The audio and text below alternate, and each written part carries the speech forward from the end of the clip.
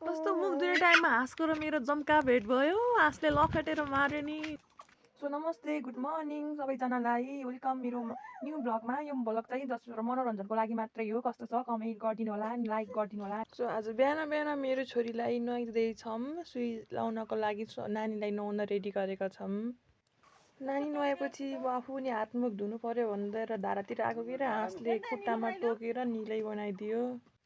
त्यतिकैमा बाबा पनि बिउ राखेर आउनुभयो हातमुख धोएर। अब खाना खा बाबा गइसकेपछि मैले पनि आफूलाई अनि आफ्नो कालो मुखलाई फेस वासले गोरो बनाउने कोसिस गरेको छु।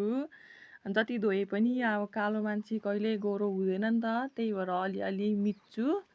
अनि त्यसपछि चित्त बुझ्छ आफूलाई। अनि त्यसपछि फेरि फेसलाई पानीले धुन्छु।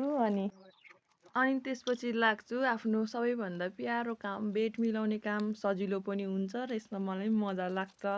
अनि आफ्नो सुतेको बेड बिस्ताराहरू राम्रोसँग मिलाउँछु।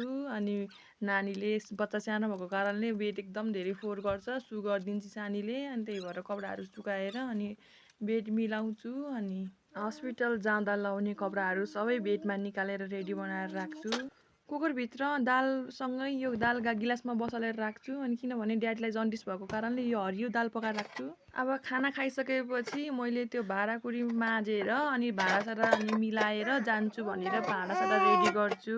हस्पिटल गएर सुई लाएर आएपछि बाजे नातिनी खेल्दै हुनुहुन्छ। अनि बाजे नातिनी कुराकानी भइरहेछ। ठाडो सुई हानेर हिँडेका छ भने चुई क्वाप पाडिदिने अझ भने तिमी नातिनी